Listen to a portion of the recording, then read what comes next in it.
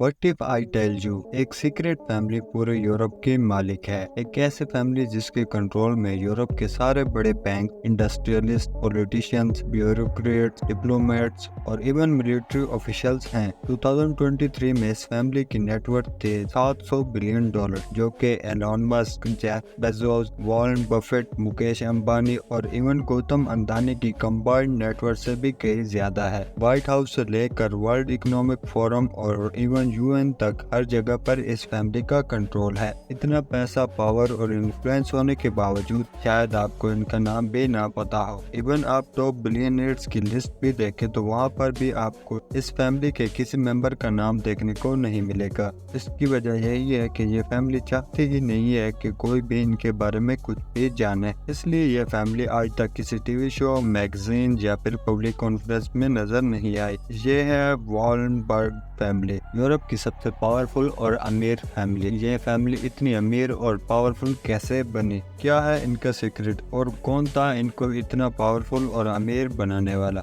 Thrill T V کی videos میں ایک بار پھر سے خوش آمدید۔ 1837 میں امریکہ میں فائنینشیل کرائسس آیا۔ اس فائنینشیل کرائسس کی وجہ سے امریکہ میں ان ایمپلائمنٹ پیک پر چلی گئی۔ یہ کرائسس اس وقت کے امریکن بینکرز کے لیے کسی ڈراؤنے خواب سے کم نہیں تھا، مگر ایک سویڈش نیوی آفیسر کے لیے یہ سارا کرائسس بہت بڑا لیسن تھا۔ اس نیوی آفیسر کا نام تھا اینڈرے آسکر والنبرگ۔ جب یہ فائنینشیل کرائسس آیا تو اینڈرے امریکہ میں سویڈش نیوی کے لیفٹیننٹ کے طور پر اسٹیشن تھا۔ اس نے سارے کرائسس کو کلوزلی مانیٹر کیا۔ وہ سمجھ چکا تھا کہ اس کرائسس کے ذمہ دار امریکن بینکرز ہیں۔ اینڈرے نے یہ نوٹ کیا کہ بینکرز کو کون سی غلطیاں نہیں کرنی چاہیے تھی، اور یہ بھی کہ اس کی اپنی کنٹری کے بینکرز ایک بہت بڑی اپرچونٹی کو مس کر رہے ہیں۔ اس وقت سویڈش بینکس کا سسٹم صحیح طریقے سے ورک نہیں کر رہا تھا اور کیش کو سرکولیٹ کرنے میں بھی بہت مشکل ہو رہی تھی۔ انٹرسٹ ریٹس بہت لو تھے،